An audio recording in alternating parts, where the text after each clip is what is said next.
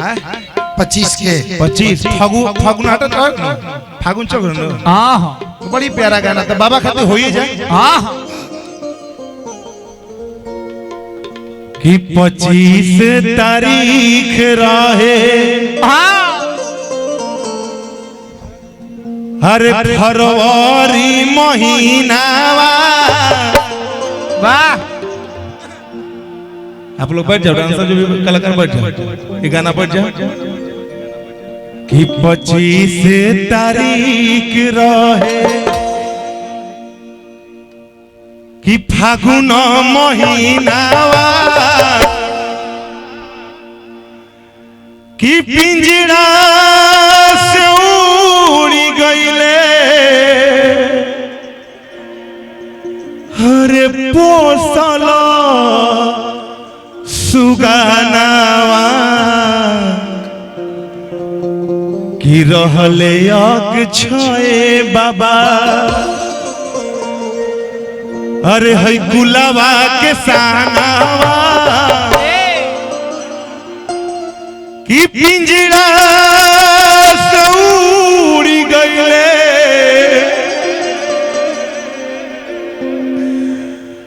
अरे पोसला सुगानावा कि 25 तारीख रहे 25 तारीख रहे फागुन महीनावा 25 तारीख रहे फागुन महीनावा पिंजरा से उड़ी गईले पोसना सुगानावा रहले अग छाए बाबा रहले अग छाए बाबा कुलवा के सानावा पिंजरा से उड़ी गईले पोसलो सुगानावा 25 तारीख रहे फागुन महीनावा पिंजरा से उड़ी गईले पोसलो सुगानावा धुन लगी कौन कौन कि कौने खोतवा में कि कौने खोतवा में लुकैलू आई रे बालम चिराई आई रे बालम चिराई आई रे बालम चिराई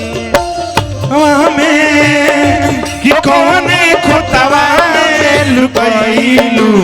आहिरे बालम चिराई आहिरे बालम चिराई पिंजरा से उड़ी गईले पोसला सुगानावा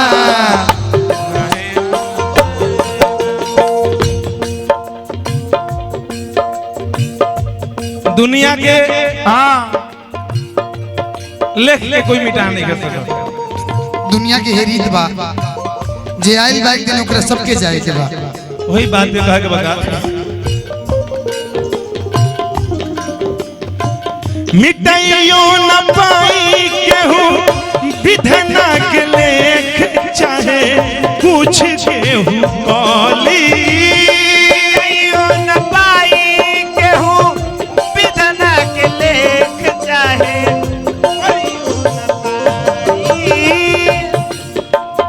जितना भी परिवार बा सबका खातिर बात कहता नहीं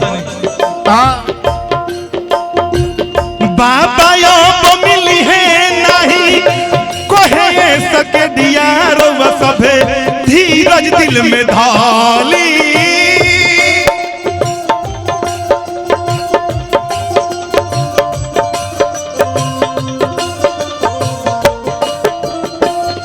धनंजय भैया गलती कहता रे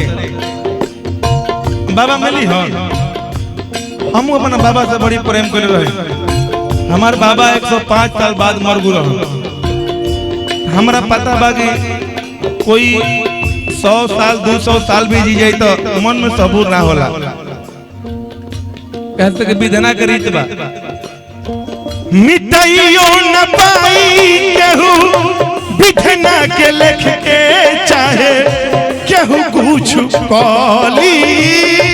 मिटाइयो न पाई केहू विधना के लेख के चाहे कुछ कली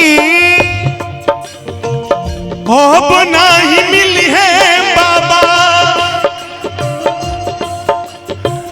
कोहे सके दियार व सभे धीरज दिल में ढाली अब नहीं मिली है बाबा कोहे सके दिया दिल में धीरज सब धारी चलू बाटे आवे जाए गीत में ध्यान देम सब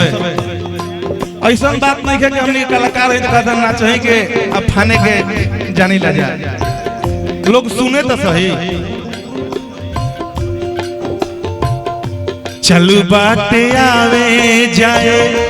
वाला कारखाना चलू बाटे आवे जाए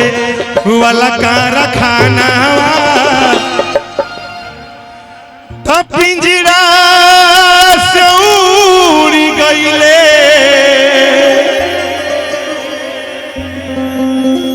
हरे पोसला सुगानावा कि रहले अक्षय बाबा हरे रसौली के सानावा तो पिंजरा से उड़ी गईले पोसला सुगानावा रसौली के सानावा पिंजरा से उड़ी गईले पोसला सुगानावा रहले अक्षय बाबा रक्सौली के सानावा पिंजरा से उड़ गईले कोसल सुगानावा रहले अक्षय बाबा रसौली के सानावा पिंजरा से उड़ गईले हरे पोसला सुगानावा। चलिए अगर गीत में थोड़ा सा भी सच्चाई हो